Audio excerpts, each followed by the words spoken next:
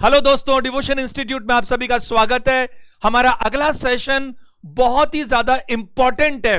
हम लोग बात करेंगे कॉन्ग्रुएंसी के बारे में और सिमिलरिटी के बारे में। शायद ही ऐसा कोई एग्जाम हो, शायद ही, जिसमें इससे रिलेटेड क्वेश्चंस ना पूछे जाते हो। अगर मैं आपको एक दो लाइन में बताऊं तो सबसे पहले जरूरी होगा कॉन्ग्रुएंसी और सिमिलरिटी को अलग अलग पढ़ना, अलग अलग डिस्कस करना, दोनों में समानता और दोनों में असमानता, डिफरेंस का बहुत ही बारीकी से पता लगाना। देखो मैं आपको बताऊं, ध्यान दीजिएगा, ये जो आज का जो सेशन है it's very very very important. हम क्या करने वाले हैं, सिमिलरिटी क्या है उसकी बात करेंगे, सिमिलरिटी को लेकर जो कंडीशंस हैं आसान भाषा में उसकी बात करेंगे, कुछ थेल्स थ्योरम की बात करेंगे, मिड पॉइंट थ्योरम की बात करेंगे, राइट एंगल ट्रायंगल में स्पेशल केस होता है सिमिलरिटी का, उसकी बात करेंगे, कुछ बहुत अच्छे प्रश्नों की बात करेंगे और कॉन्ग्रुएंसी की कंडीशंस की बात करेंगे लेटर ऑन। जितना हो सकता है आज सीक्वेंस में बना रहेगा, ये बहुत इंपॉर्टेंट चीजें हैं। मैं आपको बताऊं, अगर बेसिक डिफरेंस का मतलब यह है दो चीजें एकदम एक समान, ढंग से सुनना, दो चीजें एकदम एक समान मतलब एक के ऊपर दूसरी रख दो तो पहली छुप जाए, दिखे नहीं, वो क्या है बताइए? कॉन्ग्रुएंसी है, सर्वांग समता है। और अगर मान लीजिए दो चीज ऐसी हैं जो कॉरेस्पॉन्डिंग रेशो, कॉरेस्पॉन्डिंग मतलब कॉरेस्पॉन्डिंग साइड्स हो सकती हैं, कॉरेस्पॉन्डिंग हाइट्स हो सकती हैं, मीडियंस हो सकते हैं, एंगल बाइसेक्टर्स हो सकते हैं, कुछ भी हो सकता है, पैरामीटर हो सकता है। ये कॉरेस्पॉन्डिंग जो है, संगत दो ट्रायंगल ऐसे जिसमें जो संगत चीजें हो, चाहे वो कुछ भी चीज हो, अगर उनके अनुपात एक समान है, अगर अनुपात एक समान है तो वो क्या है बताइए? वो हमारे पास सिमिलर ट्रायंगल्स हैं। क्योंकि अगर हम कंपैरिजन करेंगे तो दो चीज तो होनी ही चाहिए ना। एक बहुत ही कॉमन स्टेटमेंट आता है, क्या आता है देखिए, कि अगर दो ट्रायंगल्स की हम बात कर रहे हैं और वो कॉन्ग्रुएंट ट्रायंगल्स हैं, अगर कॉन्ग्रुएंट हैं तो एक दूसरे की कॉपी है, एक दूसरे को ढक सकता है पूरी तरह से, तो वो सिमिलर भी पक्का होगा। अभी मैं कुछ थ्योरेटिकल बातें कर रहा हूं, आपको अभी बताऊंगा तो आपको सब समझ में आएगा। लेकिन अगर दो ट्रायंगल्स आपस में सिमिलर हैं तो वो कॉन्ग्रुएंट हो, ये कतई जरूरी नहीं होता। जरा ध्यान दीजिएगा, अगर मैंने आपसे कहा कि एक को दूसरे पे रख दूं तो पहला ढक जाए तो वो कॉन्ग्रुएंट ट्रायंगल्स हो गए। इसी तरह से अगर एक को मैं कंप्रेस कर दूं, और उसका छोटा रूप दिखने लगे, जो बड़ा बड़ा दिखता था वो कंप्रेस किया सारे साइड से सेम प्रोपोर्शन में, और वो छोटा दिखने लगा, तो फिर वो क्या है बताइए? वो सिमिलर है, दिखता एक जैसा है, लेकिन वो क्या है? देखिए जरा, एक जो है बेटे की शक्ल फादर से लगभग मिलती है, एज में बहुत डिफरेंस है, अभी तक वो बच्चा छोटा है। ध्यान से मेरी बात को सुनिएगा। इस केस में अगर मैं बात करूं, शक्ल बिल्कुल सब कुछ मिलती है और ऐसा लगता है कि जैसे जैसे बच्चा ग्रो करेगा एग्जैक्ट अपने पापा की कॉपी हो जाएगा, ऐसा हम मान लेते हैं। तो ये दोनों आपस में क्या हो गए? ये कॉन्ग्रुएंट नहीं हुए, ये दोनों आपस में क्या हुए? सिमिलर हो गए। सिमिलर हो गए। मेरी बात समझेंगे, क्योंकि जब बच्चा बड़ा होगा तो इसके बराबर हो जाएगा। अगर मैं बात करूं आपसे, थोड़ा सा समझना इस बात को, अटेंशन देना, क्योंकि मैंने पहले यहां लिखा हुआ है सिमिलरिटी। मैं आपको बताऊं, एग्जाम में 10 में से 8 बार क्वेश्चन सिमिलरिटी का ही आता है और बड़ा काम सिमिलरिटी है। तो पहले हम सिमिलरिटी समझ लेते हैं, लेकिन मैं आपको पहले एक बार थोड़ा डिफरेंस बताना चाहता हूं। जरा देखिएगा, अगर ये ट्रायंगल आप देख पा रहे हैं यहां पर ABC, अगर ये ट्रायंगल आप देख पा रहे हैं ABC, और इधर आप एक ट्रायंगल देख पा रहे हैं DEF, अगर आप इधर देख पा रहे हैं DEF, और मैंने कहा ये 10 सेंटीमीटर है, ये भी 10 सेंटीमीटर है, ये 8 सेंटीमीटर है, ये भी 8 सेंटीमीटर है, ये 11 सेंटीमीटर है, ये भी 11 सेंटीमीटर है। अगर मान लीजिए मैं ये कहूं कि ये जो एंगल है, सपोज ये X है, ये भी X है, ये Y है, ये भी Y है, और ये Z है, तो ये भी Z है। आपका जो दिल करे XYZ मान सकते हो, बस टोटल 180 होना चाहिए। इस केस में आपको मैं बताना चाहूंगा कि ये दोनों की दोनों जो ट्रायंगल है वो क्या है बताइए, सर्वांग सम। यानी कि मैं आपसे बात करूं यहां पर ये दोनों की दोनों कॉन्ग्रुएंट हैं, क्योंकि इसको उठा करके मैं इस पर रख दूंगा। देखो जब तक डिफरेंस पता नहीं होगा तो बीच बीच में अपन अटक जाएंगे, इसलिए पहली मेरी जिम्मेदारी है दोनों के बारे में थोड़ा सा जानकारी देना 5 मिनट, फिर सिमिलरिटी को लेकर पकड़ेंगे अपन और फिर क्वेश्चंस को लेकर की बात करेंगे एक एक चीज। तो अगर एक को उठा के दूसरे पर रख दूं तो कोई तकलीफ नहीं है, ये ढक जाएगा कोई भी एक दूसरे से, इसीलिए ये क्या है बताइए, कॉन्ग्रुएंट है। लेकिन अगर मैं बात करूं, आपसे ध्यान से सुना मेरी बात को, अटेंशन देना सारे के सारे बच्चे। देखो बिल्कुल सरल भाषा में मैं आपको बताता हूं, फिर नोट करने की बातें हम बाद में करेंगे। ये ए बी सी है और इधर एक मैंने ट्रायंगल बनाया, जो मैंने वैसा नहीं बनाया, थोड़ा छोटा बनाया, डी ई एफ बनाया। जरा देखिएगा सारे के सारे बच्चे अटेंशन दीजिएगा। अगर मैं बात करूं आपसे सिमिलर ट्रायंगल्स, ये एंगल ए है, ये डी है। अगर मान लीजिए मैं आपको ऐसा कहूं कि ये एंगल ए सपोज यहां पर 70 डिग्री है, सपोज ये एंगल ए 70 डिग्री है, मान लीजिएगा एक बार। और अगर मान लीजिए ये 50 डिग्री है, अगर मैं बात करूं ये 50 डिग्री है, तो ये हम जानते हैं 120 हो गया, तो हमारे पास केवल 60 का ही ऑप्शन बचा, तो ये 60 बनेगा, क्योंकि और कोई ऑप्शन ही नहीं है। टोटल तो सम 180 होता ही होता है। जरा एक बार ध्यान दीजिएगा, और एक बहुत ही बढ़िया बात बताऊंगा आपको, ध्यान से सुना मेरी बात को, एक बहुत इंपॉर्टेंट बात। देखो समझना, ये जो एडी है अपन सब लिख लेंगे, भाषा सब बाद में देखी जाएगी, पहले एक बार मीनिंग तो समझ में आए, क्योंकि ये पेपर ऑब्जेक्टिव होता है, आपसे कोई लिखवाता नहीं है, आपको आंसर निकालना आना चाहिए तुरंत, वो भी। देखो अगर ये ए बी है, अगर मैं इस ए बी की बात करूं कि ये 15 सेंटीमीटर है, मान लीजिएगा ये 15 सेंटीमीटर और ये 5 सेंटीमीटर है, मान लीजिए एक बार, ये 15 और वो 5 है, ये मान लीजिए 9 सेंटीमीटर है और ये 3 सेंटीमीटर है, मान लीजिए एक बार मेरे कहने से, ये 15 है और वो 5 है, ये 9 है और ये 3 है, और मान लीजिए कि 18 सेंटीमीटर है और ये 6 सेंटीमीटर है। जरा मेरे को एक बात बताइए, ध्यान से मेरे को एक बात बताइए, ये दोनों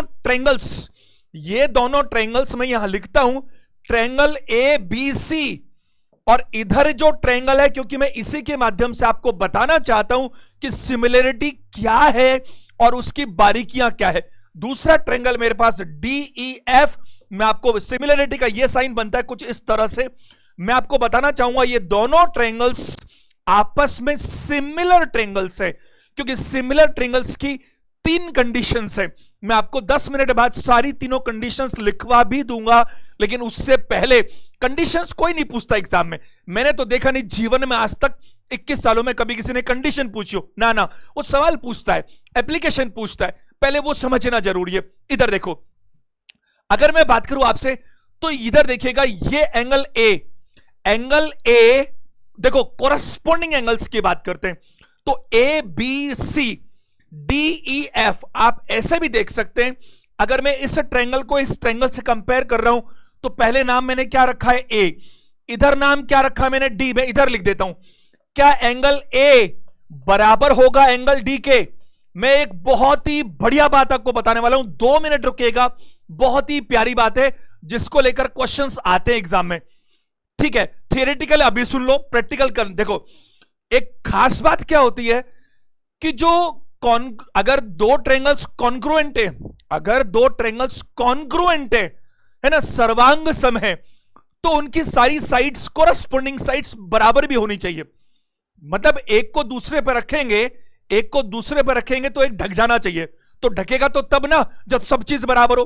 तो ढंग से सुनना, एंगल्स भी बराबर होंगे तीनों, और साइड्स भी बराबर होंगी, और बाकी सब भी बराबर होगा। लेकिन मेन बात एंगल और साइड की करते हैं, क्योंकि एंगल और साइड का पता है तो बाकी सब तो समझ में आता है। लेकिन जब हम यहां बात करते हैं सिमिलरिटी की, समरूपता की, तो चक्कर क्या होता है इसमें, क्या है कि सारी चीजें अदर देन एंगल्स 2 ट्रायंगल्स के अंदर समान अनुपात में होती है, लेकिन एक एंगल ही ऐसी चीज है जो दोनों ट्रायंगल्स में एक समान भी होती है। यानी एंगल्स को लेकर, सिर्फ एंगल्स को लेकर के मैं कह सकता हूं कि 2 ट्रायंगल्स अगर हैं सिमिलर, चाहे 2 ट्रायंगल्स हैं कॉन्ग्रुएंट, उनमें एंगल्स में समानता मिलेगी। क्यों मिलेगी एंगल्स में समानता? क्योंकि एंगल्स का तो सम 180 करना पड़ेगा ना आपको। साइड्स तो आप कुछ भी बना सकते हो रेशो के अंदर, इसका सम पैरामीटर कुछ और हो सकता है, पैरामीटर कुछ और हो सकता है, एरिया कुछ और हो सकता है, एरिया कुछ और हो सकता है। किसमें? सिमिलरिटी में। कॉन्ग्रुएंसी में तो कुछ नहीं हो सकता।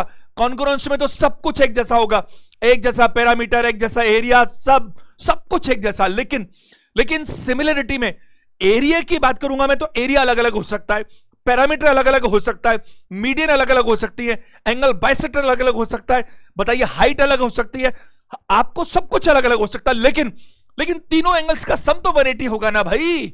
तो एकमात्र यही चीज ऐसी है, याद रख लीजिएगा, नोट भी कर लीजिएगा।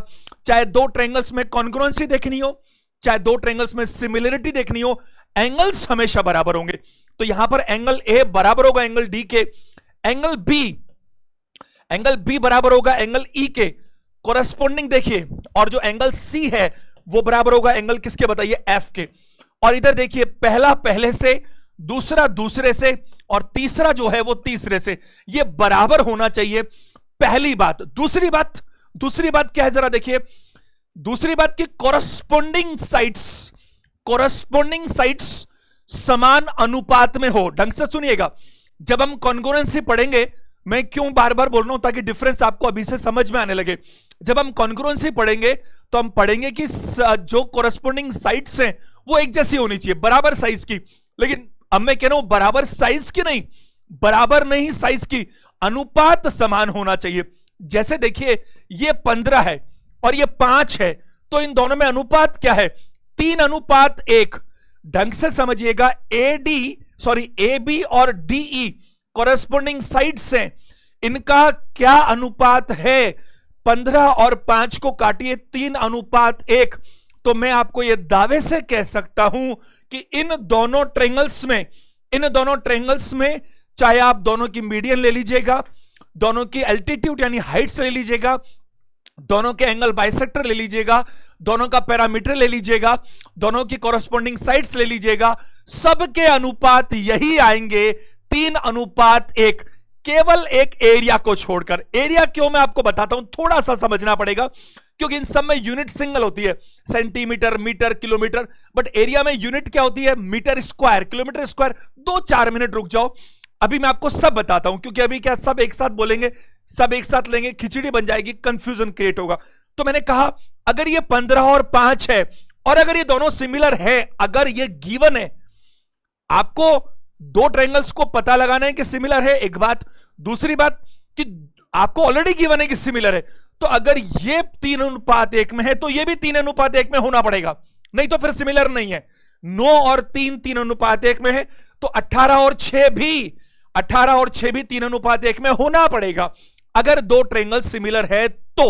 अब जरा देखिएगा, एक बहुत इंपॉर्टेंट बात जो आपको नोट करनी है। क्या नोट करनी है? ये एक ट्रायंगल है ए बी सी, और इधर एक बाजू में एक छोटा ट्रायंगल है डी ई एफ। कंडीशन हम बाद में देखेंगे, पहले आप मेरे साथ यहां देखिए जरा ध्यान से।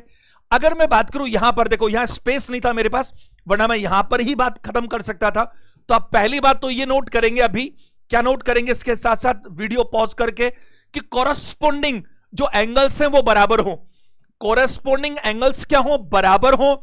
आपको पहला ए से डी, बी से ई और सी से एफ, ये एक स्पेशल केस है, क्योंकि अगर दो ट्रायंगल्स में कॉन्ग्रुएंसी देखेंगे तो भी एंगल्स बराबर मिलेंगे, और दो ट्रायंगल्स में सिमिलरिटी देखेंगे तो भी एंगल्स बराबर मिलेंगे। जबकि दो ट्रायंगल्स में अगर आप कॉन्ग्रुएंसी देखेंगे तो साइड्स बराबर मिलेंगी, जबकि दो ट्रायंगल्स में सिमिलरिटी देखेंगे तो साइड्स बराबर नहीं मिलेंगी। मिल भी सकती हैं, क्योंकि जो भी कॉन्ग्रुएंट है वो सिमिलर तो है ही, लेकिन जो सिमिलर है वो कॉन्ग्रुएंट नहीं है। बहुत ही प्यारा, बहुत इंपॉर्टेंट चैप्टर है ये। अब देखो मैं क्या समझाना चाहता हूं, ए बी सी, इधर डी ई एफ। तो मैं ये कहना चाहता हूं कि अगर मैं इन दोनों ट्रायंगल्स को, अगर मैं ये कहूं ये ट्रायंगल ए बी सी है और इधर ये ट्रायंगल है डी ई एफ, बहुत और बहुत सबसे इंपॉर्टेंट पॉइंट यही है जो मैं बताने जा रहा हूं। अगर ये दोनों ट्रायंगल सिमिलर ट्रायंगल्स हैं, वही बना लेते हैं अपन, ऐसे कैसे? 70 है, ये भी 70 है, ये 50 है। अगर इतना होता तो भी चल जाता, क्योंकि अगर दो एंगल भी मालूम है तो तीसरा तो अपने आप निकल जाएगा, क्योंकि टोटल तो 180 होने वाला है। तो 3 एंगल सेम हो या 2 भी सेम हो तो भी चलेगा। तो 2 भी सेम है तो पता लग जाएगा, कोई तकलीफ नहीं है। इधर ये क्या होगा बताइए, 60 होगा। क्या होगा, 60 होगा। अच्छा, इससे भी फर्क नहीं पड़ता, ये 70 50 60 है, ये 70 50 60 भी चल सकता है, इसको घुमा भी सकता है, पर इससे कोई फर्क नहीं पड़ेगा, वो अपन बात करेंगे लेटर ऑन। इससे कंफ्यूज मत होइएगा, एंगल से एंगल मैच करना है, बस तीनों बराबर होने चाहिए एक जैसे, क्योंकि तीनों का सम तो 180 होना ही चाहिए। इधर देखो, अगर ऐसा है, कैसा कि दोनों जो ट्रायंगल्स हैं वो दोनों ट्रायंगल्स कैसे हैं, अगर आपके सिमिलर हैं तो क्या होगा, मैं कहूंगा कि रेशो की बात कर रहा हूं, ratio of the sides must be same. बल्कि मैं आपको थोड़ा और आगे बढ़ा के कहूं कि रेशो ऑफ साइड्स नहीं, ratio of all the sides, all the lengths, जितनी भी लेंथ्स आती हैं उस सब के रेशो एक समान आएंगे। कैसे, जरा देखना बोर्ड पर।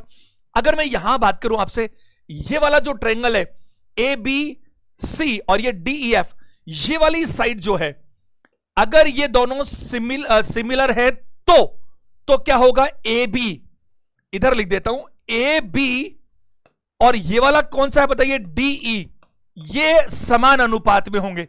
दूसरी साइड ये वाली पकड़ लेते हैं अपन लोग, तो ए सी जो है वो इधर डी एफ के अनुपात में होगा, और इधर अगर ये वाली पकड़ लूं मैं तो बी सी जो है वो ई एफ से अनुपात रखेगा, इसमें कोई डाउट नहीं है। अच्छा, थोड़ा और आगे चलते हैं, बहुत ही इंपॉर्टेंट पॉइंट है और इस पर अक्सर एग्जाम में क्वेश्चन आता है।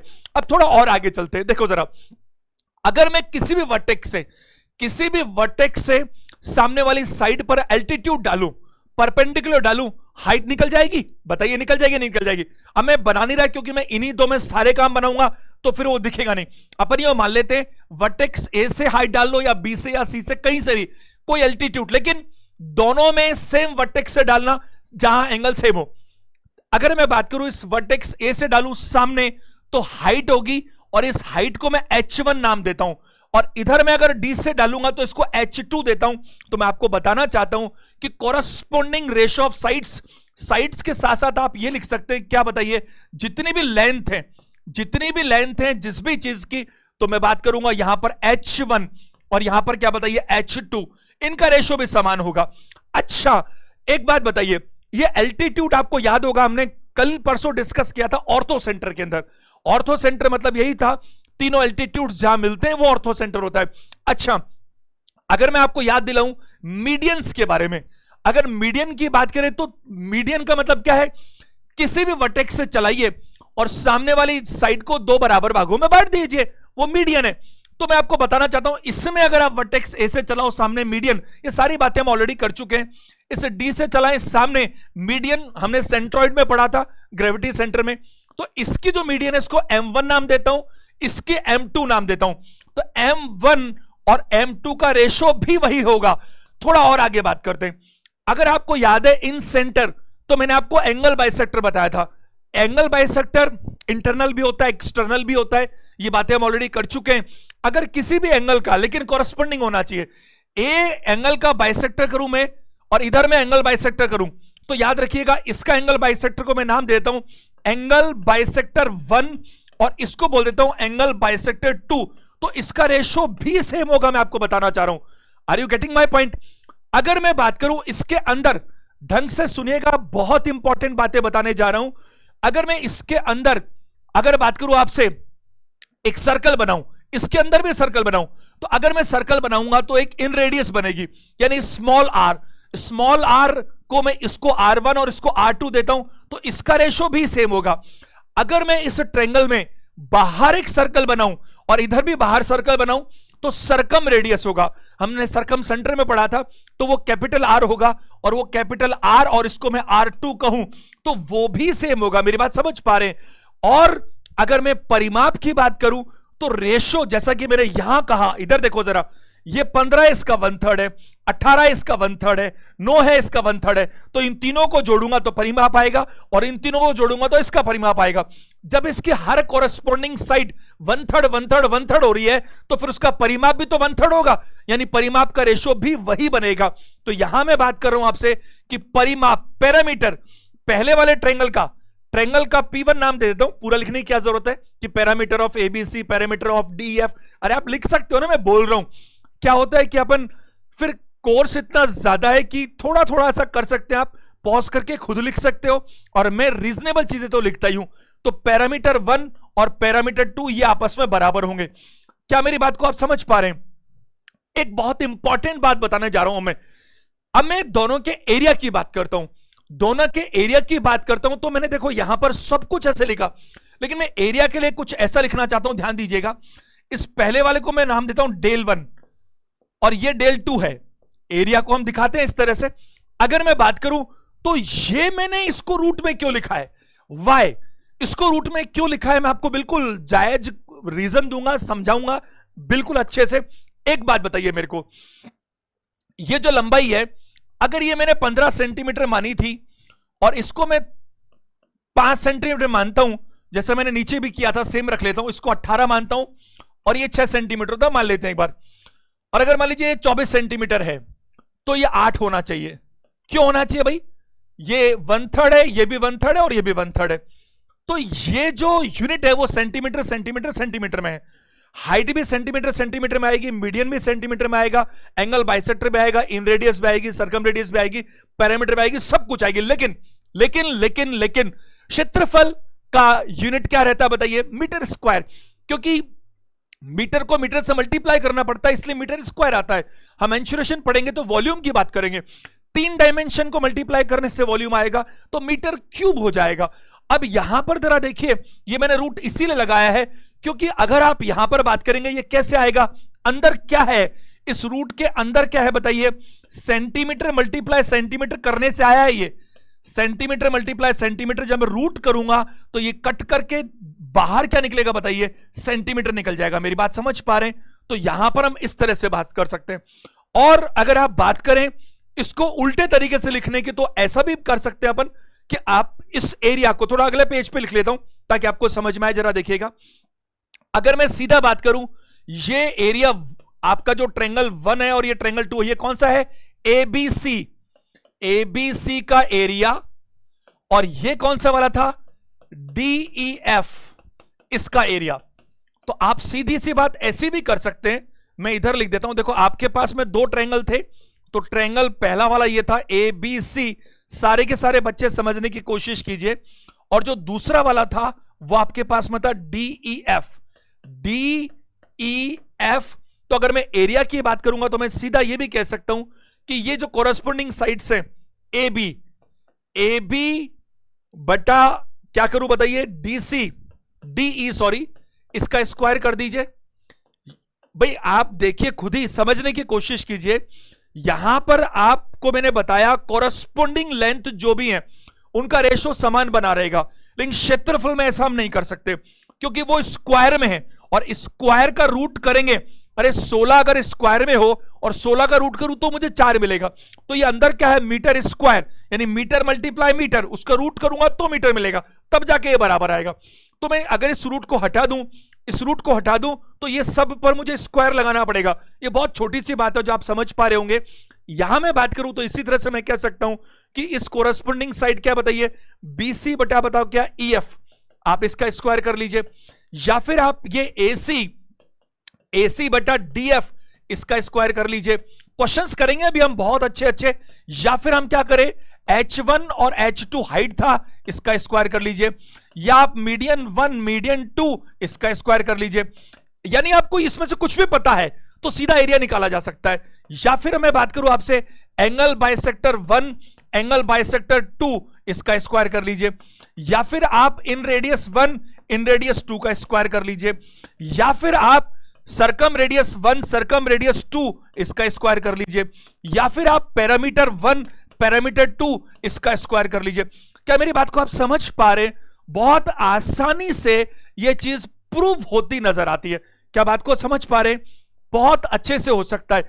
अब अगर मैं आपको थोड़ा सा ऐसा बोलूं, देखो एक बात बताओ मेरे को, अगर इस वाले ट्रायंगल का एरिया निकालें, अगर इस वाले ट्रायंगल का एरिया निकालें, अगले पेज पे लिखते हैं। देखो एक एक चीजें है ना थोड़ी क्लियर होनी चाहिए बहुत अच्छे से। ये ABC है, ये DEF है। अगर इस पहले वाले का एरिया में निकालता हूं तो 1/2 बेस, और बेस कितना है बताइए BC, और हाइट कितनी है इसकी H1, ऐसे आएगा। और दूसरे वाले का एरिया कितना आएगा 1/2 बेस क्या है बताइए EF, और हाइट कितने बताइए H2, ऐसे तो निकालते हैं एरिया, बेस इंटू हाइट। अब मुझे एक बात बताइए, आप इसको तो कैंसिल कर ही देंगे आपस में। अभी पीछे BC, ये BC है और ये EF है, BC और EF है। और अभी हमने नीचे पीछे बात की है, क्या बताओ, BC और EF बराबर है किसके, H1 और H2 के। बताओ ऐसा बोला है कि नहीं बोला मैंने? अगर ऐसा है, ये BC और EF बराबर है H1 और H2 के, तो इसका मतलब ये हुआ कि यहां पर मैं H1 और H2 की जगह BC और EF लिख सकता हूं। तो मैं क्या कर सकता हूं बताइए, BC अपॉन EF तो था ही था मेरे पास, और यहां पर भी मैं BC अपॉन EF लिखूंगा। तो मैं क्या करूंगा बताइए, BC अपॉन EF का स्क्वायर। क्या मेरी बात को आप समझ पा रहे हैं? इसीलिए अगर आपको यहां पर कोई भी एक चीज मालूम है तो उसका स्क्वायर करके आप क्या निकाल सकते हैं, यहां पर एरिया निकाल सकते हैं। That's very very very important point. इस बात को क्या एग्जांपल से समझना बहुत ज्यादा जरूरी है, जरा ध्यान दीजिएगा। मैं आपसे बात कर रहा हूं सिमिलरिटी की, और मैं जो अभी आपको एग्जांपल ले रहा हूं, एक ही एग्जांपल से मैं आपको सारी बातें बता दूंगा, चाहे मीडियन के कंपैरिजन हो, चाहे एरिया के हो, चाहे कुछ भी हो, सारे बच्चे ध्यान देंगे।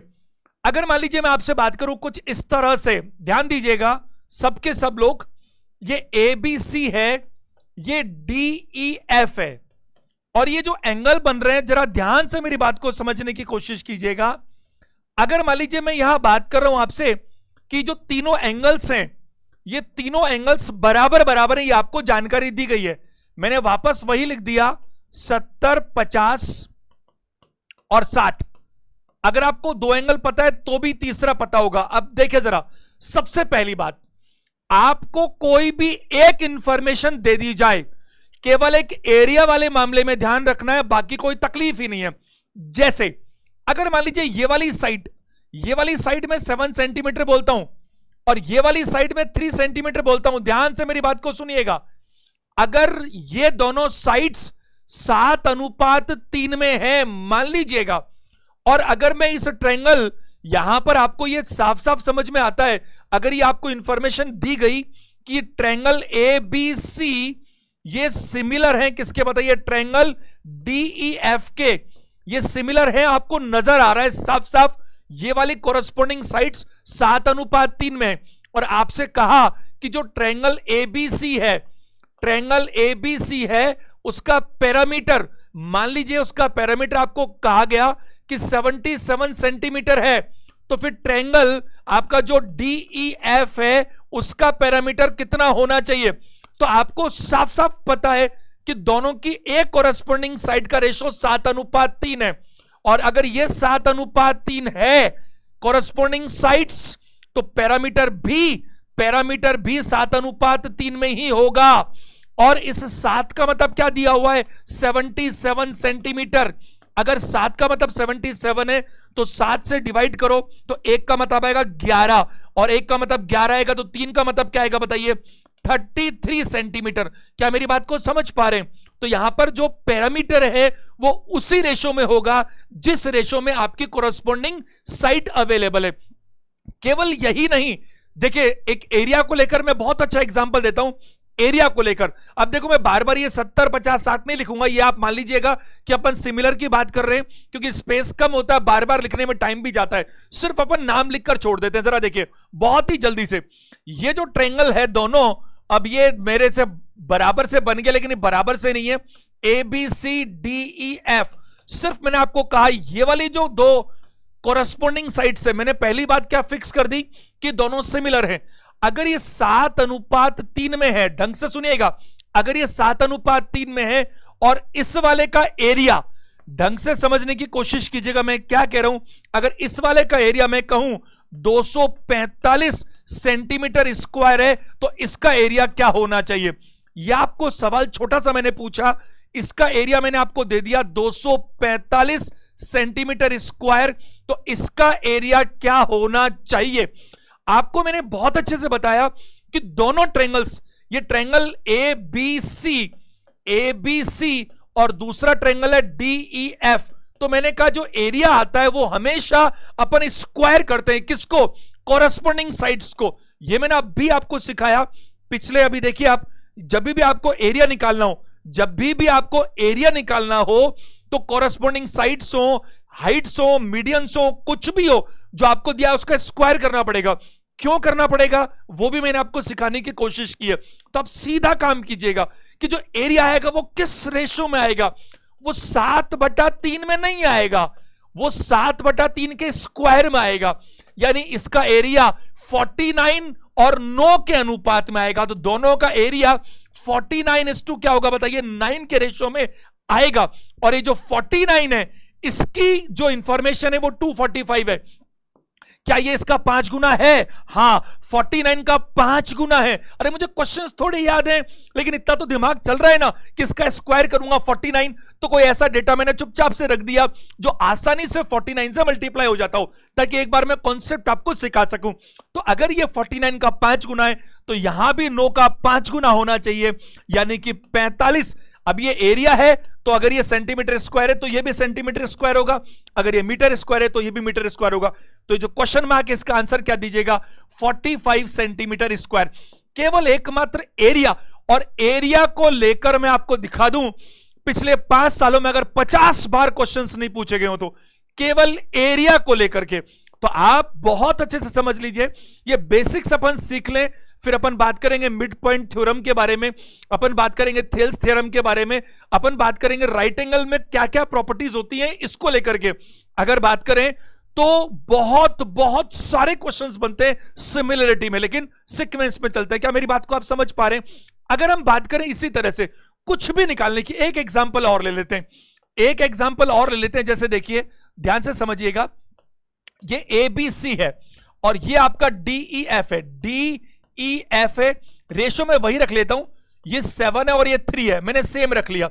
अब आप मुझे एक बात बताइए, अगर ये 7 और 3 है, अगर मैं ट्रायंगल 1 नाम देता हूं, अगर ट्रायंगल 1 में आपको मैं मीडियन 1 की जानकारी दे दूं, सपोज कि मीडियन 1 जो है वो मान लेते हैं कि सपोज 8 है, 8 सेंटीमीटर है, तो M2 आप निकाल सकते हैं क्या? मुझे बताइए, अगर आपको मीडियन 1 की जानकारी दे दी गई तो क्या मीडियन 2 निकाल सकते हैं आप? क्या सेकंड ट्रायंगल की मीडियन निकाल सकते हैं? हां, कोई तकलीफ ही नहीं है।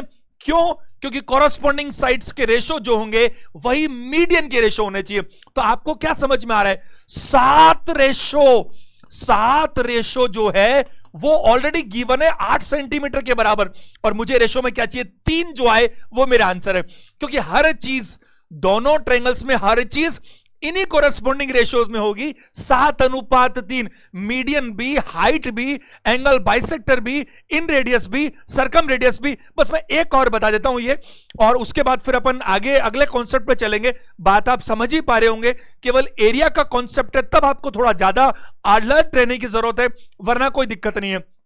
अब अगर मैं बात करूं 7 का मतलब यह है, तो 1 का मतलब तो 8/7 होता होगा ना, और मल्टीप्लाई 3 करेंगे तो क्या होगा बताइए? 24/7। मेरी बात समझ पा रहे हैं?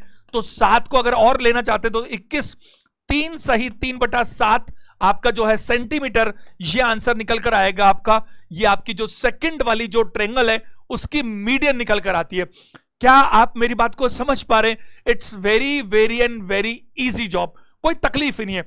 एक केस बताना और बनता है, वो जरूरी होगा, क्योंकि वो जरूरी होगा मतलब उसमें कुछ अलग बात है। जरा देखो, सब लोग क्या रट लेते हैं एक बात को, जो मैं यहां पर आपको सिखाना चाहता हूं।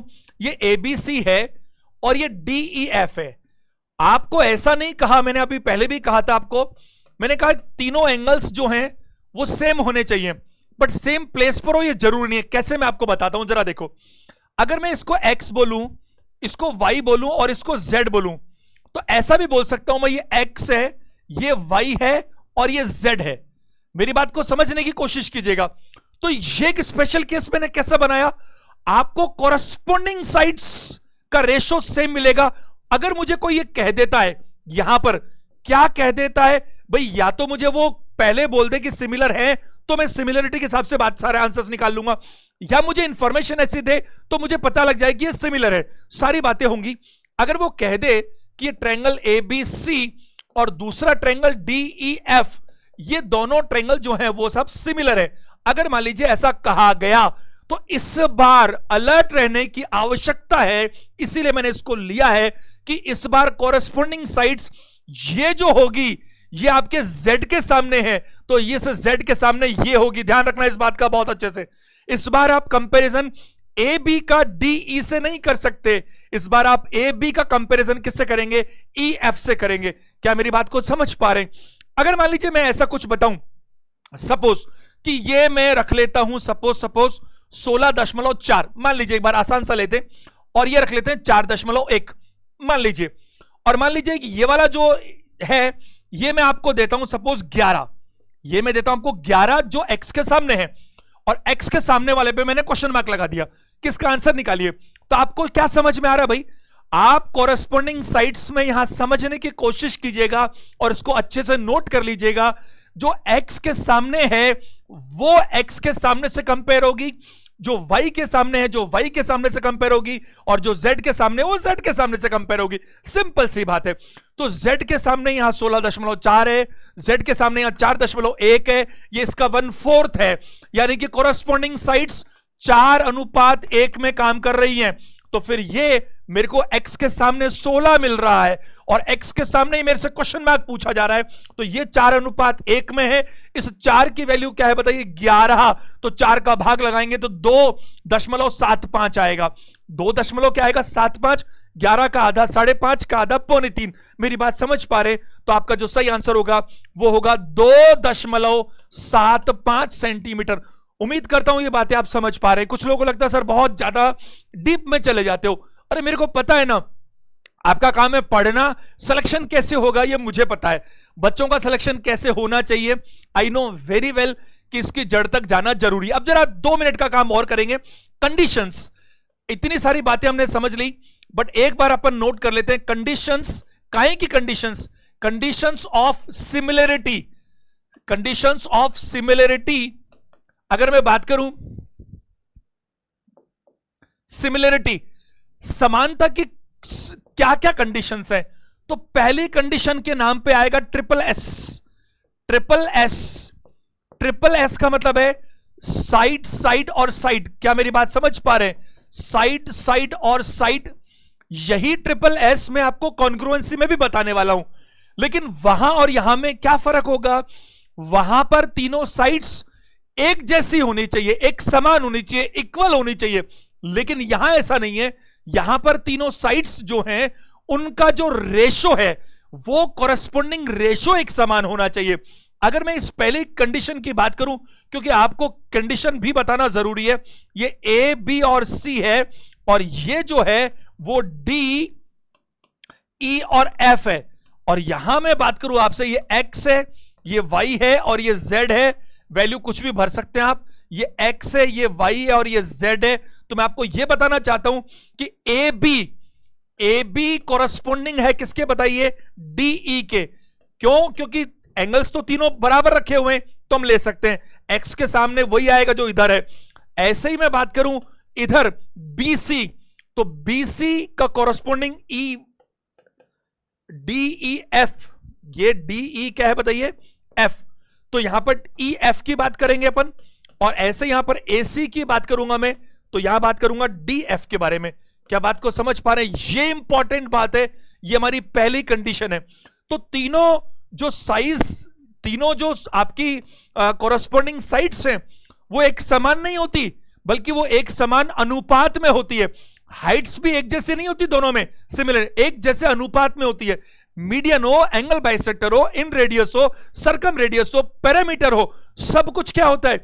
सब कुछ समान नहीं होता, सब कुछ समान अनुपात में होता है। और जब कुछ समान होता है तो फिर वो कॉन्ग्रुएंसी होती है, वो समरूपता नहीं सर्वांग समता होती है। और जब वो कॉन्ग्रुएंसी होती है तो वो सिमिलरिटी भी होती है। लेकिन जब वो सिमिलरिटी होती है तो वो कॉन्ग्रुएंसी हो, ये जरूरी नहीं है। मैं आपको सिर्फ एक ही बात कह सकता हूं, आप अगर क्रम से काम करेंगे, सीक्वेंस में काम करेंगे, नोट्स बनाएंगे मजे से, तो मैं आपको बता रहा हूं शायद आपको पेड कोर्स में भी इतना कंटेंट नहीं मिल पाएगा जितना मैं आपको देने की कोशिश कर रहा हूं। मुझे 21 साल हो गए काम करते हुए, मैंने मॉनिटरी भी खूब काम किया है, खूब ईश्वर की कृपा रही है, कोई कमी नहीं है किसी तरह की। मैं चाहता हूं वो तो बरकरार रहेगा रहेगा, लेकिन साथ में सेटिस्फेक्शन का लेवल भी बढ़ना चाहिए। धीरे धीरे धीरे, मैं वैसे हो सकता है छोटे मुंह से बड़ी बात कर रहा हूं, लेकिन मेरी जो इच्छा रहेगी आने वाले समय में, जैसे एक कुछ ऐसा होता है ना कि आपने एक छोटा सा बैच बनाया 50 बच्चों का, बट उस पर इस तरह से मेहनत की, इस तरह से मेहनत की कि वो 50 में से 50, जैसे 30 आउट ऑफ 30 आप जानते हैं ना, फिल्म बनी हुई है बहुत अच्छे से, उसके बारे में आपको सब पता है। ऐसे इतनी मेहनत हो, और मैं आपको बताता हूं कि ऐसे बैचेस में लेने में बहुत इंटरेस्टेड रहूंगा फ्यूचर में। 1 साल 1.5 साल मेहनत की जाए उन पे जज के। आपको अजीब सा लग रहा होगा सुनने में, 1-1.5 साल, अरे ऐसे ही होता है, ऐसे चुटकियों में काम थोड़ी हो जाता है कि 2 महीने 4 महीने में काम खत्म। नहीं नहीं, ऐसा कुछ हो, बिल्कुल 24 घंटे मॉनिटरिंग हो, सोने के टाइम पर सोना, मेडिटेशन के टाइम में मेडिटेशन, कंप्लीट ग्रोथ कैसे होती है, और पढ़ाई के टाइम पे पढ़ाई, स्मार्ट, और काम ऐसा हो कि 50 में से 50 का सिलेक्शन होना चाहिए। और ऐसा जिस दिन हुआ ना, उस दिन मेरा सेटिस्फेक्शन लेवल बहुत ऊपर चला जाएगा। और मैं आपको बताऊं, इसके लिए जरूरी इस बात का नहीं है कि वो जो स्टूडेंट्स हैं वो मैथ्स बैकग्राउंड से हो या बहुत इंटेलिजेंट हो, ना ना ना, उसके लिए सिर्फ इंपॉर्टेंस, जो क्राइटेरिया वो क्या होना चाहिए कि उनमें सीरियसनेस जबरदस्त होनी चाहिए, जबरदस्त। एक कॉमन स्टेटमेंट होता है ना कि जैसे मछली बिना पानी के तड़प जाती है कि नहीं, इंसान भरी गर्मी में अगर पानी ना मिले तो वो तड़प जाता है 2-4 घंटे में। तो ऐसी तड़प होनी चाहिए सिलेक्शन के लिए कि चाहे कुछ भी हो जाए, हर उनमें से हर किसी में ये होना चाहिए कि टॉपर तो मैं ही रहूंगा। फिर देखो क्या नहीं होता, इतना आप करके देखो, देखो कैसे सिलेक्शन नहीं होता, होगा ही होगा। ये पहली कंडीशन। दूसरी कंडीशन को बोलेंगे अपन ट्रिपल ए, एंगल, एंगल और एंगल। इसमें क्या है, वही बात है कि तीनों एंगल्स, ये ए बी सी है और ये डी ई एफ है, तीनों एंगल्स बराबर होने चाहिए। Angle A, angle B, angle C, D E F, या तीनों को अपन इधर उधर भी कर सकते हैं, लेकिन तीनों का सम 180 है, 180 है। लेकिन ऐसा नहीं है 70, 60, 50 है, इधर तीनों कुछ और मिलाकर हो, ऐसा नहीं चलेगा। It's not possible. उधर भी 70, 60, 50 ही हो, इधर उधर जगह हो सकती है, उसमें कोई फर्क नहीं पड़ेगा। अगर मैं बात करूं, ध्यान दीजिए, बस ये इसका छोटा रूप दिखना चाहिए, है ना। एक बड़े सर्कल को आप कंप्रेस करो, छोटा सर्कल बन जाएगा। एक बड़े स्क्वायर को, स्क्वायर बोल रहा हूं, रेक्टेंगल नहीं, उसको कंप्रेस करो, छोटा स्क्वायर बन जाएगा। बात समझ पा रहे हैं। एक इक्विलेटरल ट्रायंगल है ना, इक्विलेटरल ट्रायंगल को आप कंप्रेस करो, छोटा बन जाएगा। इनको खींच लो तो वो बड़े बन जाएंगे। वो सब क्या है, सिमिलरिटी है। वो सब क्या है, सिमिलरिटी है। जबकि एक जना दूसरे को ढक दे तो वो क्या है बताइए, कॉन्ग्रुएंसी है। अब जरा देखो, यहां एंगल ए, अगर आपको कहा गया है कि ये दो ट्रायंगल्स सिमिलर हैं, तो एंगल ए बराबर होगा एंगल डी के, एंगल बी बराबर होगा एंगल ई के, और एंगल सी बराबर होगा एंगल एफ के। अगर ये एक्स वाई जेड है, एक्स वाई और जेड है, मेरी बात समझ पा रहे हैं। यहां पर ये आपको ध्यान रखने की जरूरत है। तो ऐसे केस के अंदर ये ट्रायंगल क्या कहलाएंगे, दोनों सिमिलर कहलाएंगे। अच्छा, एक बात और, ये ट्रिपल ए को डबल ए नाम भी देंगे तो कोई तकलीफ नहीं है, क्योंकि अगर दो भी एक जैसे होंगे तो जो तीसरा बच गया तो 180 में से घटाने से ये बचे आएगा, वो तो वैसे भी आ जाएगा। ये दूसरी कंडीशन। और तीसरी और आखिरी कंडीशन है SAS, side angle side, side angle side. ये इंपॉर्टेंट कंडीशन है, ध्यान दीजिएगा। अगर ये एक ट्रायंगल है, ध्यान दीजिएगा सब लोग, ए बी सी, और इधर एक ट्रायंगल है, छोटा सा ट्रायंगल, वो है डी ई और एफ, और मैं बात कर रहा हूं यहां पर कोई भी दो साइड, और दोनों साइड के बीच का एंगल, ध्यान रखना है, मेरी बात को समझने की कोशिश कीजिएगा।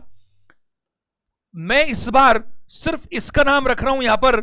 सपोज ये 65 डिग्री है और ये भी 65 डिग्री है, बस। बाकी दोनों एंगल्स में नहीं बता रहा आपको, ये वाली जो साइड है, ये वाली साइड मान लीजिए 11 सेंटीमीटर है, ये वाली साइड 11 सेंटीमीटर है, और ये वाली साइड जो है 2.75 सेंटीमीटर है, 2.75 सेंटीमीटर है। और ये वाली साइड मान लेते हैं अपन कि ये आपकी 16 सेंटीमीटर है, और ये वाली साइड आपकी 4 सेंटीमीटर है।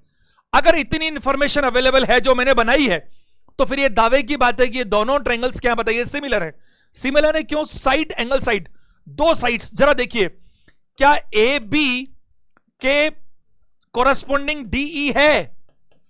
क्या बी सी के कोरस्पोंडिंग आपका ईएफ है?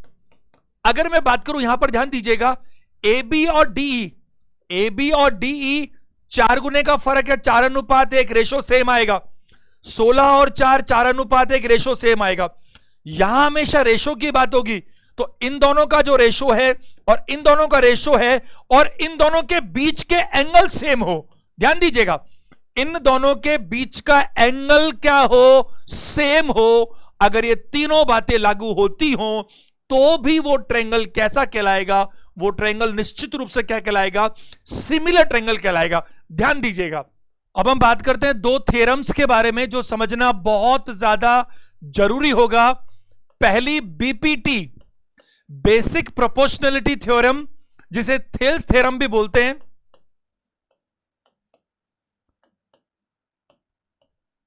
एक ही बात है, अगर मैं बात करूं, एक इस थ्योरम के बारे में पता होना चाहिए और दूसरी हमारे मिड पॉइंट थ्योरम के बारे में पता होना चाहिए। दोनों में बहुत ही बारीक अंतर है और बहुत सारे बच्चों को दोनों एक जैसी नजर आती हैं।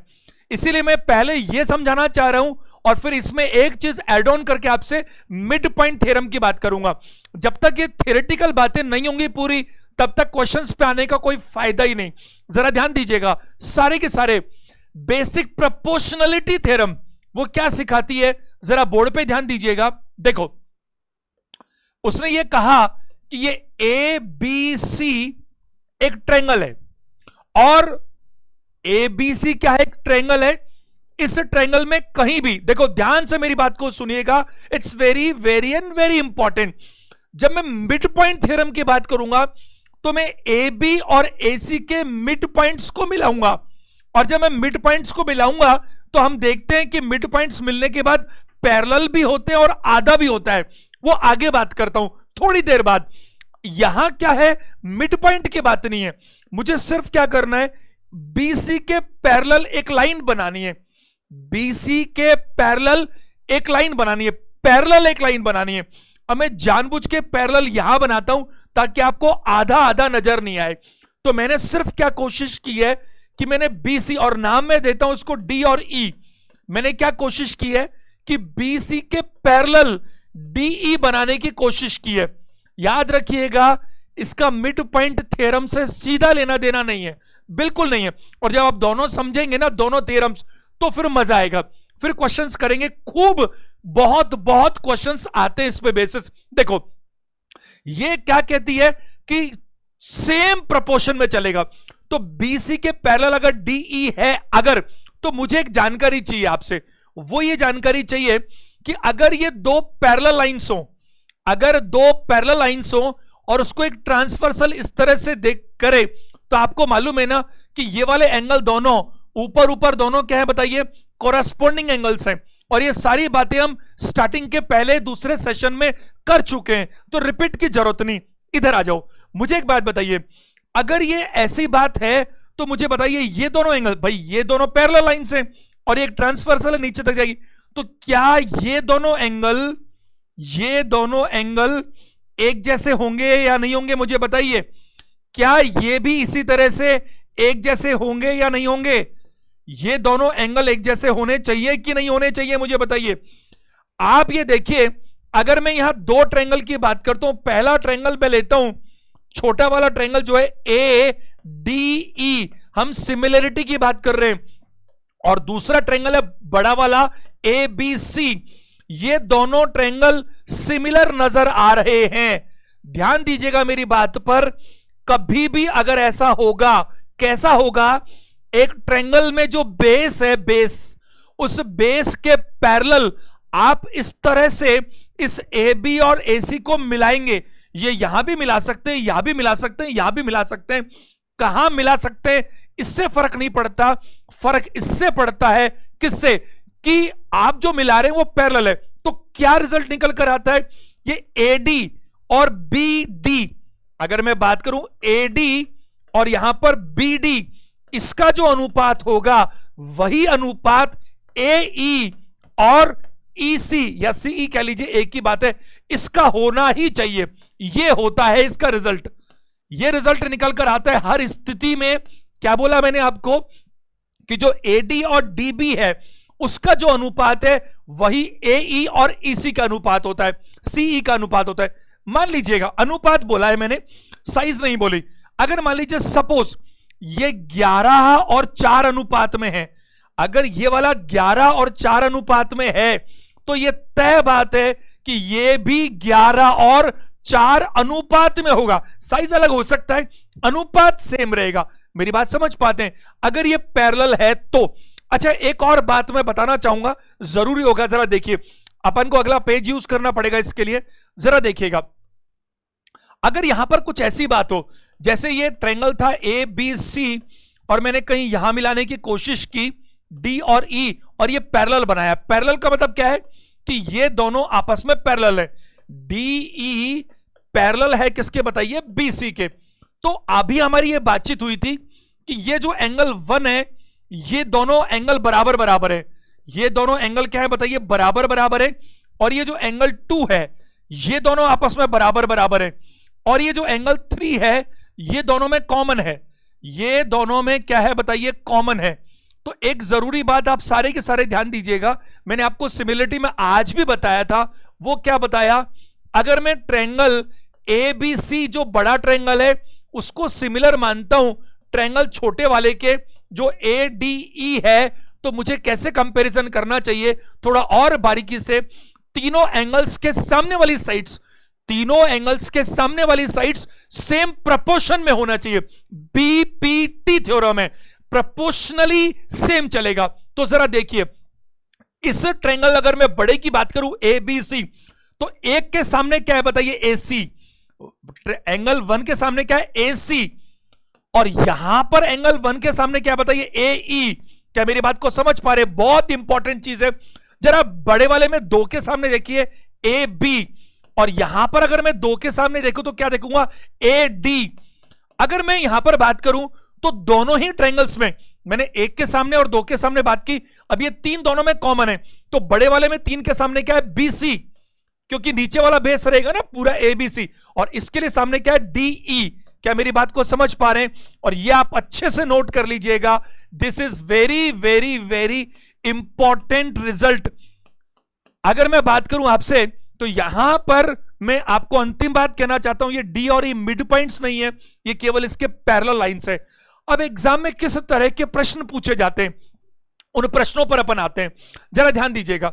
जैसे मान लीजिएगा, अगर आपसे ऐसा कहा जाए, अगर आपसे ऐसा कहा जाए कि ये एक ट्रायंगल है ए बी सी, ध्यान दीजिएगा, बी सी के पैरेलल है डी ई। आपको सिर्फ ये इंफॉर्मेशन दी गई है कि बीसी के पैरेलल है डीई, बस इतनी सी जानकारी आपको दी गई है। और आपको कहा गया कि ये एडी और डीबी 8:3 में है। मान लीजिए आपको कहा गया, अगर मैं आपसे बात करूं यहां पर area of triangle A D E, और यहां पर दूसरा जो हमारे पास एरिया है वो रहेगा ट्रायंगल ए बी सी, बड़ा ट्रायंगल छोटा ट्रायंगल। मान लीजिए ये वाला जो ट्रायंगल है इसका एरिया आपको दिया जाए, सपोज 640 सेंटीमीटर स्क्वायर, और इसका एरिया आपसे पूछा जाए तो फिर कैसे निकालेंगे? आपको जब ये बोला गया कि ए बी सी में ये डी ई पैरेलल लाइंस है, ये उसने ऑलरेडी बोला है कि पैरेलल है। अगर ये पैरेलल है तो फिर ये थ्योरम अप्लाई होगी। तो क्या मतलब होगा? अगर ये 8 और 3 में है तो ये भी पक्का 8 और 3 में होगी। अगर मैं एरिया का एक बार एरिया निकालने की जगह केवल रेशो की बात करूं, तो क्या करूंगा बताइए? केवल ए डी ई, आपको मैंने बताया था केवल एरिया के मामले में हम लोग स्क्वायर करते हैं और कहीं भी स्क्वायर नहीं करते। तो 8 का स्क्वायर कितना होगा? 64। 8 का स्क्वायर कितना होगा? 64। ये 64 क्या है? रेशो है, क्योंकि 8 और 3 की जानकारी दी है रेशो में। ध्यान दीजिएगा, ये मैं जानकारी आपको 8 और 3 एक्चुअल नहीं दे रहा हूं, ये 8:3 दे रहा हूं। अगर मैं यहां बात करूं तो ये अगर ऐसा है तो बड़ा ट्रायंगल जो होगा वो क्या होगा? 8 + 3। 8 + 3 तो ये 11 हो जाएगा ना, और 11 का स्क्वायर कितना होगा 121। ये रेशो है 64 और 121, और इस 64 की वैल्यू पता है 640। तो इस 121 की वैल्यू क्या होगी बताइए, 1210 सेंटीमीटर स्क्वायर। आप मेरी बात को समझ पा रहे हैं? अगर यहां पर इस ट्रेपेजियम DECB का एरिया अगर निकालने के लिए कहा जाए तो आप क्या करेंगे बताइए? आपको अगर इस ट्रेपेजियम का एरिया मालूम है तो बड़े ट्रायंगल वाले एरिया में से, यानी 1210 सेंटीमीटर स्क्वायर में से छोटे वाले ट्रायंगल का एरिया घटाएंगे तो ये ट्रेपेजियम निकल कर आ जाएगा। और अगर आप 1210 में से 640 घटाते तो 570 आता है। डिफरेंस कितना था 570, तो 570 सेंटीमीटर स्क्वायर। क्या मेरी बात को आप समझ पा रहे हैं? तो ये आपको जो थियरम है वो यही सिखाती है कि ट्रायंगल में जो बेस लाइन है उसके पैरेलल अगर आप एक लाइन बनाते हैं तो ये रेशो को इस तरह से बांटती है जो मैंने आपको यहां पर बताया। ये सबसे इंपॉर्टेंट है, AD, DE, AE, EC। और आप बहुत अच्छे से देखना चाहते हो तो A के सामने, 1 के सामने, 2 के सामने, 3 के सामने इनका रेशो बराबर होगा। ये क्या होगा? रेशो बराबर होगा। एक और बात अपन कर लेते हैं, वो भी जरा इंपॉर्टेंट है, ध्यान दीजिएगा सब लोग। अगर मैं आपको कुछ ऐसी बात बताऊं, ध्यान से सुनना, पूरे अटेंशन से सुनना। ये ट्रायंगल ABC है। अभी मैंने क्या बोला? इस BPT थियरम में मैंने बोला कि मैं इस BC के पैरेलल एक लाइन बनाता हूं। अब मैं ये नहीं बोल रहा, आपको ढंग से सुनना, ढंग से सुनिएगा पूरे अटेंशन के साथ। अब मैं आपको नहीं बोल रहा कि ये लाइन पैरेलल है, ये इंफॉर्मेशन मैं आपको नहीं दे रहा।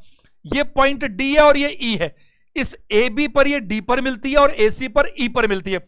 मैं आपको ये जानकारी नहीं दे रहा कि ये DE पैरेलल है BC के, मुझे नहीं पता। लेकिन अगर मैं आपको ये कहूं कि ये AD, ढंग से सुनिएगा, AD अनुपात DB ये 11:5 है, और मैं आपको ये कहूं कि AE अनुपात EC ये भी 11:5 है। अगर मैं आपको ये जानकारी दे दूं तो ये जानकारी पर्याप्त होगी इस बात को प्रूव करने के लिए, इस बात का रिजल्ट निकालने के लिए कि ये जो DE है ये निश्चित रूप से पैरेलल है किसके बताइए? BC के। क्या मेरी बात को समझ पा रहे हैं? क्यों? क्योंकि जब ये पैरेलल होती है तो ये AD और DB को और AE और EC को दोनों को सेम रेशो में, सेम प्रोपोर्शन में बांटती है। ये थ्योरम ये बोलती है।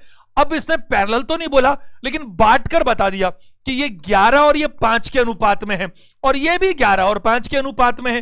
तो फिर ये तय बात है कि अगर ऐसा है तो फिर ये दोनों जो लाइंस हैं, कौन सी? DE और BC, ये पैरेलल होनी चाहिए। जो हमारी अगली थ्योरम है मिड पॉइंट थ्योरम, उस मिड पॉइंट थ्योरम में क्या है? बहुत सारी बातें हैं उसके रिलेटेड, एरिया को लेकर बहुत बातें जो आज हम नहीं कर पाएंगे, तो अपन इस सेशन को कल कंटिन्यू करेंगे। मैं आपसे सिर्फ ये रिक्वेस्ट कर सकता हूं कि आप आगे तो चलते जाइए लेकिन पीछे वाले को साथ लेकर चलिए। क्या मतलब है? रिवीजन बहुत जरूरी है।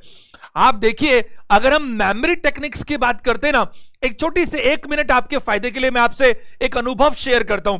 ध्यान से मेरी बात को सुनिएगा। देखो, कभी भी आप कुछ भी नियम आप देखो YouTube पे आपको हजारों वीडियोस मिल जाएंगे। आप मेरे कहने से देखना भी जो मैं कहना चाहता हूं उस बात को। कोई भी चीज को अगर आप शॉर्ट इंटरवल में रिवाइज करते हो ना तो वो आपके दिमाग में बहुत अच्छे से बैठ जाता है। तो मेरा एनालिसिस बोलता है कि कोई भी चीज आप पढ़ते हैं तो कम से कम 3 बार रिवीजन होना चाहिए। आप मैथमेटिक्स का कोई चैप्टर पढ़ लीजिए, उसके बाद 1-2 महीने तक उसको उठा के मत देखिए दोबारा, वो ऑलमोस्ट गायब हो जाएगा, आपको कुछ याद ही नहीं रहेगा। जबकि आप उसी चीज को एक दिन के अंदर 24 घंटे 36 घंटे के अंदर रिवाइज कर लीजिए, फिर 3-4 दिन बाद में एक बार फिर रिवाइज कर लीजिए। अब आप ये मान के चलिएगा कि आपके परमानेंट मेमोरी में वो बैठ जाएगा। इसीलिए ये तो है ही है कि हमें आगे की चीजें कवर करनी है, लेकिन इसमें भी समझदारी नहीं है कि पीछे वाली चीजें हमारी छूटती चली जाएं। ये तो बेवकूफी हो जाएगी। चलिए आज के लिए अपन इतना ही करते हैं, कल सेशन को कंटिन्यू करेंगे। ये हमारा जो सिमिलरिटी इसे कंप्लीट कर लेंगे कल वाले सेशन में, ठीक है? चलिए, बहुत अच्छी बात है। क्या बोलना चाह रहा हूं मैं, मेरी शुभकामनाएं आपके साथ है हमेशा के लिए, और वीडियो देखने के लिए, आज का सेशन देखने के लिए थैंक यू वेरी मच।